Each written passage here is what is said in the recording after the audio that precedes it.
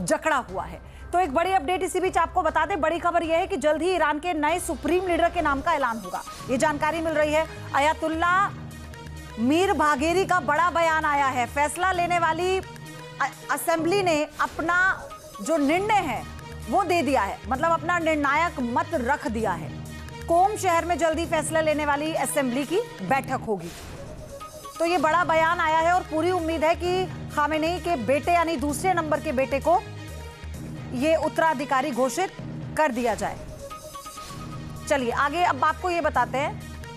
हालांकि फैसला लेने वाली असेंबली ने अपना जो निर्णय है वो पूरा लेकर अपना मत रख दिया है। अब एक आखिरी औपचारिक बैठक होना बाकी है, जिसे कहा जा रहा है कि महज फॉर्मेलिटी भर होगी, इसमें नाम का ऐलान हो जाएगा। लेकिन अब ये देखना होगा कि मीर बाघेरी के बयान के मायने क्या हैं, क्योंकि डोनाल्ड ट्रंप जो है वो पहले ही धमकी दे चुके हैं कि जो उत्तराधिकारी होगा उसका हाल भी खामेनेई के जैसा होगा। चलिए अब हम आपको ये बताते हैं कि यूएस इजराइल का ईरान पर जो हमला है वो किस तरह से हो रहा है। यूएस इजराइल का ईरान पर हमले की जब हम बात करते हैं, फिर से आप देखिए ईरान का नक्शा इस वक्त आप देख रहे हैं, और ये आप जो ये देख रहे हैं, जो आप लाल पॉइंट्स देख रहे हैं, ये कुर्दिश इलाके हैं। यहाँ पर आप जब उमरिया की बात करते हैं, तबरीज की बात करते हैं, आप करस की बात करते हैं, तेहरान की बात करते हैं, इस्फहान की बात करते हैं, उसके अलावा आप देखिए ईरानी फाइटर जेट्स जहाँ पर गिराए गए हैं वो ये वाला इलाका यहाँ पर गिराया गया है। परमाणु संयंत्र इलाके पर जो हमला किया गया ईरान में वो इलाका यहाँ पर है। हालांकि आप देखिए 3 जगहों पर कैसे, तेहरान में, इस्फहान में, उसके अलावा अहवाज में, अहवाज जो एक एरिया है, शिराज है यहाँ पर, बंदर अब्बास है। तो ये वो इलाके हैं ईरान के जहाँ पर बड़े या तो सैन्य ठिकाने हैं, IRGC के कैंप भी यहाँ पर हैं, और यहाँ पर जो उनकी बैठकी होती है उसे लेकर भी कहा गया कि इसीलिए उन्हें टारगेट किया जा रहा है। तो यहाँ परमाणु संयंत्र के इलाके में क्या हुई है, अमेरिकी एयर स्ट्राइक हुई है। और ये जो कुर्दिश इलाके हैं यहाँ पर, और इजरायली एयर स्ट्राइक कहाँ पर हुई है आपको अगर हम दिखाएंगे, इन 2 जगहों पर हुई है। जहाँ पर आप ये हरे रंग का बटन्स देख रहे हैं, ये यहाँ पर अमेरिकी एयर स्ट्राइक हुई है। ईरानी एयर डिफेंस सिस्टम की जब हम बात करते हैं वो कहाँ कहाँ कारगर साबित हुआ, जहाँ पर आप ये ऑरेंज निशान देख रहे हैं यहाँ पर, यानी परमाणु संयंत्र के इलाके में जब अटैक किया गया था, अमेरिका की तरफ से एयर स्ट्राइक की गई थी, तो फिलहाल यहाँ पर डिफेंस सिस्टम कारगर साबित हुआ था। और इसी बीच आपको हम बता दें कि मेरे साथ एक मेहमान भी जुड़े हैं। उससे पहले एक बड़ी खबर है, और खबर यह है कि पॉपुलर मोबिलाइजेशन फोर्सेस के मिलिट्री बेस पर हमला हुआ है। ईरान समर्थक फोर्सेस पर अमेरिका ने हमला किया। इराक के मौसूल ग्रामीण इलाके में मिलिट्री बेस है जहां पर यह हमला किया गया है। ये बड़ी खबर इस वक्त आपको हम बता रहे हैं। आप देखिए कि अब एक और बड़ा अटैक हुआ है। ये पॉपुलर मोबिलाइजेशन फोर्सेस के PMF के मिलिट्री बेस पर यह बड़ा हमला हुआ। ईरान समर्थक फोर्सेस पर अमेरिका ने अटैक किया है। ये सब प्रॉक्सी हैं ईरान के। और मेजर जनरल रिटायर्ड के सिन्हा इस वक्त हमारे साथ हैं। सर स्वागत है आपका, डिफेंस एक्सपर्ट के तौर पर हैं सिन्हा सर हमारे साथ। सर अभी जो आप सिचुएशन देख रहे हैं, जो एग्रेशन हमने देखा, अभी हमने इससे पहले जानकारी दर्शकों को दी थी कि पानी पर भी लड़ाई आ चुकी है, पानी की वाटर साइट्स पर भी अटैक किया गया है। आप इसे कैसे देख रहे हैं आप? जय हिंद प्योदी। देखिए आज D+9 है, 9वां दिन है जो लगा है, और ये पूरा का पूरा विस्तार जो है आप देखिएगा पूरे मिडिल ईस्ट में है, और इसको ईरान जानबूझकर कर रहा है। जिस तरह से अमेरिका ने रिट्रीब्यूट किया था 28 फरवरी के बाद, इसकी दायरा बढ़ता जा रहा है।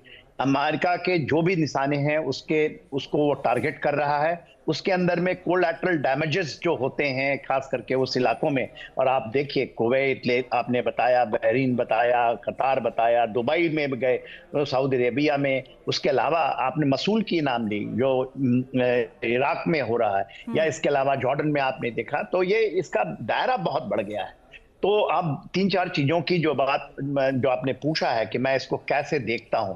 देखिए जो सी के ऊपर में भी जो अभी जमावड़ा है, चाहे USS जॉर्ज W बुश, वो भी ग्रेविटेट आया नहीं है, ग्रेविटेट कर रहा है। अब्राहम लिंकन तकरीबन जो आप बता रही थी स्टेट ऑफ हार्मोज से 1000 किलोमीटर पीछे हटा है वो, क्योंकि उसको एक खतरा है, क्योंकि एंटीशिप मिसाइल डिप्लॉय हो चुकी है जो कि चाइना से प्रॉब्ली आई हुई है, तो उसका एक बड़ा खतरा है। उसके साथ वो पीछे विड्रॉल है।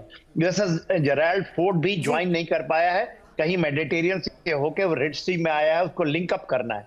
तो ये 3 बड़े हैं जो जिसको कैरियर ग्रुप कहते हैं, ये यदि नहीं आते हैं तो अमेरिका को ऐसा है कि डायरेक्टली एक एम्फीबियस असॉल्ट करना हो, जो बात करता है वो, कि अभी वो तो बात कर रहा है कि हम कहीं ना अपने फौज को भी उतारेंगे, खास करके जहां पर भी उनके परमाणु के भंडार हैं, चाहे फर्दो हो या निस्फहान हो, ऐसी बातें हो रही हैं। मगर देखिए, कल की रात के लिए बात उन्होंने कहा था कि ये कयामत की रात होगी, मगर ऐसा कुछ रिट्रीब्यूशन तो हुआ नहीं। जो 28 तारीख को दिन आपने देखी थे 3000 टारगेट के ऊपर में, तो ईरान कहीं ना कहीं स्टेबलाइज तो हुआ है और वो रिट्रीब्यूशन वहां कर रहे हैं। बार बार जहां खंडरों पर आप फायर करेंगे तो उसका मिलिट्री अचीवमेंट ज्यादा नहीं होता है, जो भी उनके कमांड का है, तो खाली 9वें दिन भी अगर ट्रंप की तरफ से कहा गया कि सरेंडर करो वरना फिर अंजाम भुगतना होगा, ईरान का अपना स्टैंड क्लियर है, ना सरेंडर करेंगे ना आपके आगे झुकेंगे, हम लड़ेंगे। तो इसका मतलब तो ये है ना कि परसेप्शन से इतर भी अभी लड़ाई आगे बढ़ती जा रही है। मैं आऊंगी सर आपके पास, मेरे सहयोगी मधुरेंद्र हमारे साथ तेल अवीव से जुड़े हैं, उनका रुख हम करेंगे तेल अवीव से। मधुरेंद्र, अभी जो जानकारी मिल रही है उसके मुताबिक तो ये है कि ईरान ने भी साफ कर दिया है कि हम भी टिट फॉर टैट ही करेंगे और अभी तो कोई गुंजाइश नहीं है सरेंडर की। देखिए, ईरान के लिए तो झुकने का कोई सवाल ही नहीं है, क्योंकि ईरान के झुकने का मतलब है कि ईरान अमेरिका और इजराइल के कब्जे में चला जाएगा। ईरान के झुकने का मतलब है कि वहां रेजिम चेंज करने का जो समूचा प्लान है वो दरअसल इंट्रोड्यूस हो जाएगा। तो झुकने का तो कोई सवाल नहीं। ईरान के लिए इसको करो और मरो की स्थिति है। ईरान अगर सस्टेन करता है, लॉन्ग सस्टेन करता है, तो जाहिर तौर पर मुश्किलें अमेरिका के लिए खड़ी होंगी। ईरान अगर लॉन्ग सस्टेन करता है तो वो IRGC और अपने जो फॉर्मेट है ऑफ गवर्नमेंट है, दरअसल जो इस्लामिक रिवॉल्यूशन की सरकार वहां पर है, उसको वो बचा ले जा सकता है। इसलिए इस वक्त ईरान के पास ऐसा कोई विकल्प नहीं है। ईरान तभी डिरेल हो सकता है, ईरान तभी इस वक्त फ्रेजाइल हो सकता है जब IRGC के भीतर कोई बड़ा विद्रोह हो जाए या फिर ईरान की सत्ता व्यवस्था के भीतर कोई बड़ा विद्रोह हो जाए।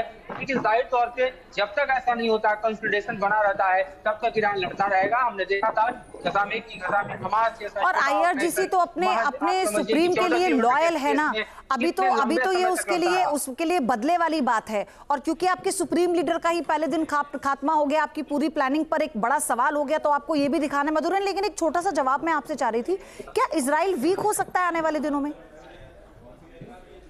देखिए, ऐसी स्थिति दिखाई नहीं दे रही है। उसके 2 सबसे बड़े कारण हैं। एक तो आप तकरीबन समझिए कि 1200 किलोमीटर का एरियल हम कहें कि डिस्टेंस है ईरान से, और ईरान अगर सबसे ज्यादा किसी पर डिपेंडेंट था इजराइल को कर्व करने में, इजराइल पर अंकुश लगाने के लिए, करने के लिए, तो हमास, हिजबुल्लाह और हुती पर था। हमास का ऑलमोस्ट सफाया हो चुका है। हिजबुल्लाह ने फिर अपना सर जरूर उठाया है, लेकिन हिजबुल्लाह की ताकत अब पहले जैसी नहीं रही। हिजबुल्लाह पिछले कई महीनों में अपने जो स्टॉक फाइल्स उसने किए थे वो दरअसल खर्च कर रहा है। पिछले 4-5 दिनों में देखिए लगातार उसके हमले तेज किए, खासतौर पर नॉर्दर्न बॉर्डर से हाइफा तक उसके हमले आ रहे हैं, मेटुला से लेकर, और वो विशेष रूप से देखिए रॉकेट्स का इस्तेमाल कर रहा है और जो है उसको चला रहा है। लेकिन के उलट आप देखिए तो इजराइल एक बड़ी लड़ाई के कर चुका है हिजबुल्लाह के खिलाफ, वो भी अभी तक एक्टिवेट नहीं हुआ है। लिहाजा आप ऐसे समझिए कि ईरान का होना और ईरान का न होना, यानी रेजिम का होना और रेजिम का न होना, लड़ाई इस बात की। ठीक है मधुरेंद्र, आपसे हम और जानकारी लेते रहेंगे। आप अपना भी ध्यान रखिएगा क्योंकि तेल अवीव में मधुरेंद्र की मौजूदगी है और वहां से सारी तस्वीरें और जानकारी वो पहुंचा रहे हैं। आपके मोबाइल पर तुरंत आएगी ब्रेकिंग न्यूज, स्क्रीन पर सबसे पहले दिखेगी बड़ी खबर, देश दुनिया की हर खबर एक जगह। अब आपके मोबाइल पर तुरंत फटाफट इंस्टॉल कीजिए न्यूज नेशन ऐप और रखिए खुद को अपडेट।